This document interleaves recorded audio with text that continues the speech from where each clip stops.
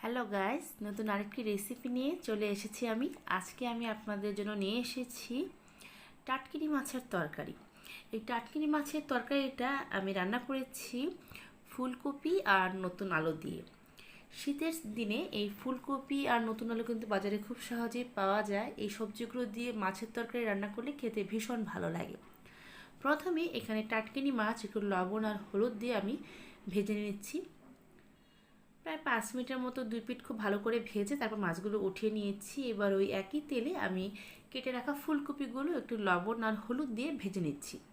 ফুলকপিগুলো কিন্তু একটু বড় বড় করে কেটে নিয়েছি। আগে থেকেই আমি লবণ হলুদ মেখে রেখেছিলাম। এই ফুলকপিগুলো কিন্তু খুব বেশিটা ভাজতে হবে না, হালকা ভেজে নিলেই হবে। ভাজা হয়ে গেছে, এবার আমি উঠিয়ে নিচ্ছি। এবার আমি 1 কাপ দিয়ে দিলাম সাদা তেল। তেলের মধ্যে আমি 2-3টার মতো কাঁচা পেঁয়াজ একটু ঝুরি করে কেটে দিয়েছি। একটু পেঁয়াজ কুচি দিলে পরে তরকারিটা একটু ঘন হয় আর খেতেও ভালো লাগে। চেষ্টা করবেন এই ধরনের মাছে একটু পেঁয়াজ কুচি অথবা পেঁয়াজ বাটা দিয়ে রান্না করার, তাতে করে তরকারিটা একটু ঘন হবে। পেঁয়াজটাকে হালকা একটু ভেজে নেব।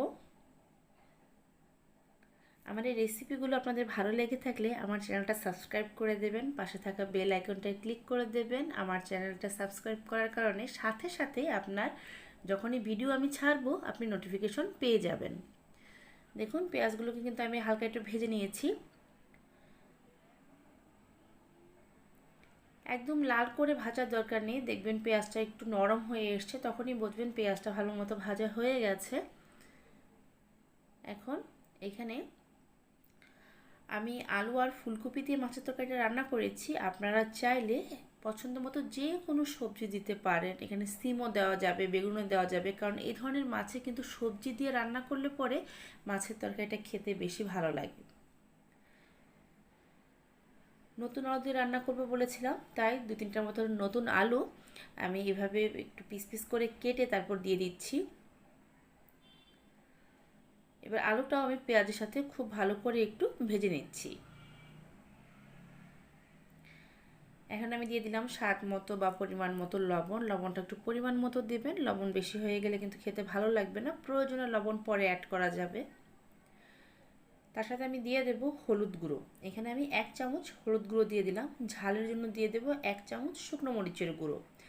ঝালটা আমি সবসময় আমার টেস্ট অনুযায়ী দিই।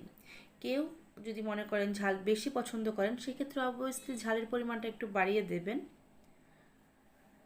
সাথে দিয়ে দিলাম 1 চামচ ভাজা ধনে গুঁড়ো। আমি একটু ধনে গুঁড়ো তরকারিতে দেই, তাতে করে খুব সুন্দর একটা ফ্লেভার অ্যাড করে, এই জন্য ধনে গুঁড়োটা আমি একটু দেই। আর যদি কেউ ধনে গুঁড়ো দিতে না চান, না দিলেও কোনো সমস্যা নেই। সাথে একটু জল দিয়ে আমি মশলাটাকে জাস্ট একটু কষিয়ে নিচ্ছি, যাতে করে মশলাটা পুড়ে না যায় আর মশলা থেকে কোনো কাঁচা স্মেল না আসে। ভালো করে মশলাটাকে কষিয়ে নেবেন, একটু সময় নিয়ে কষাবেন। যখন দেখবেন মশলাটা ভালো মতো কষানো হয়ে গেছে, তখন দেখবেন তেলটা কিন্তু উপরে ভেসে উঠেছে। দেখুন আমার মশলা থেকে কিন্তু তেলটা উপরে ভেসে উঠেছে, তার মানে মশলাটা ভালো মতো একদম কষানো হয়ে গেছে। এখন আমি এখানে দিয়ে দেব ঝোল। তার আগে আমি দিয়ে দিচ্ছি যে ফুলকপিগুলো ভেজে রেখেছিলাম, সেই ফুলকপিগুলো আমি দিয়ে দিলাম। এখন ফুলকপি দিয়ে এই মশলাটার সাথে আমি খুব ভালো করে কষিয়ে নেব। মাছটা কিন্তু প্রথমেই দিতে যাবেন না, তাতে করে মাছটা কিন্তু একদম ভেঙে যাবে। ফুলকপিগুলো মশলার সাথে খুব ভালো করে আমি কষিয়ে নিয়েছি, যাতে করে ফুলকপির ভিতর মশলাটা খুব সহজে ঢুকে যায় আর ফুলকপিগুলো খেতে ভালো লাগে। তাই এই মশলার সাথে ফুলকপিগুলোকে একটু ভালো করে কষিয়ে নিতে হবে। বড় মাছ হোক বা ছোট মাছ, একটু ফুলকপি দিয়ে রান্না করলে কিন্তু যারা ফুলকপি খেতে ভালোবাসেন তারা কিন্তু মাছের তরকারিতে ফুলকপিটা পছন্দ করেন। এখন আমি দিয়ে দিলাম ঝোল। যেহেতু ছোটো মাছ রান্না করছি, খুব একটা ঝোল আমি দেব না। আমি ঝোলটা আমার পছন্দ মতো দিয়েছি, একটু মাখা মাখা গ্রেভি থাকবে সেটা বুঝে আমি ঝোলটা দিয়েছি।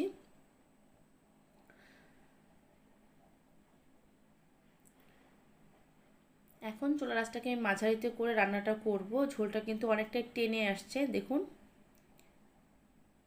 এখন আমি ভেজে রাখা মাছগুলো এখানে দিয়ে দেব। যখন দেখবেন তরকারিটা প্রায় 50% হয়ে এসছে, তখন এই ভেজে রাখা মাছগুলো দিয়ে দেবেন। আমি উপর দিয়ে সুন্দর মতো বিছিয়ে দিচ্ছি মাছগুলো। এই টাটকিনি মাছ কিন্তু ভাজাও খুব ভালো লাগে, এছাড়া সর্ষে বাটা দিয়ে রান্না করলে সেটাও খেতে ভীষণ ভালো লাগে। আমি একদিন সর্ষে বাটা দিয়ে কীভাবে টাটকিনি মাছ রান্না করতে হয় সেই রেসিপিটা আমার চ্যানেলে আপনাদের সাথে শেয়ার করব। আশা করি ওই রেসিপিটা আপনাদের ভালো লাগবে। আমি খুব ভালোভাবে মিক্সড করে দিলাম। ঝোলটা কিন্তু আমার অনেকটাই টেনে এসছে। আমি এর চেয়ে বেশি আর ঝোলটা শুকাবো না, কারণ গরম ভাতের সাথে একটু ঝোল আমার লাগবে, আর গ্রেভি একটু না থাকলে পরে খেতে ভালোও লাগে না। এখানে নামানোর আগে আমি দিয়ে দিলাম ভাজা জিরে গুঁড়ো। আমি 1 চামচের মতো ভাজা জিরে গুঁড়ো দিয়েছি। কেউ চাইলে জিরে গুঁড়োর পরিবর্তে জিরে বাটাও দিতে পারেন। এখন জিরে গুঁড়ো দিয়েও আমি 5 মিনিট এটাকে আরেকটু রান্না করব।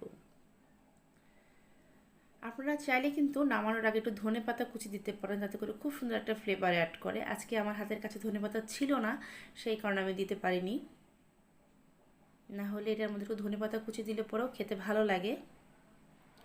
হয়ে গেল আমার ফুলকপি আর নতুন আলু দিয়ে মাছের তরকারি। টাটকিনি মাছটা আমি এইভাবে রান্না করেছি আর বাটিতে সার্ভ করে নিয়েছি। তরকারিটা খেতেও খুব ভালো হয়েছে, সবাই খুব পছন্দ করেছে। আশা করি আপনার বাড়িতে যখন আপনি রান্না করবেন আপনার বাড়ির সবাইও খুব পছন্দ করবে। ভালো থাকবেন।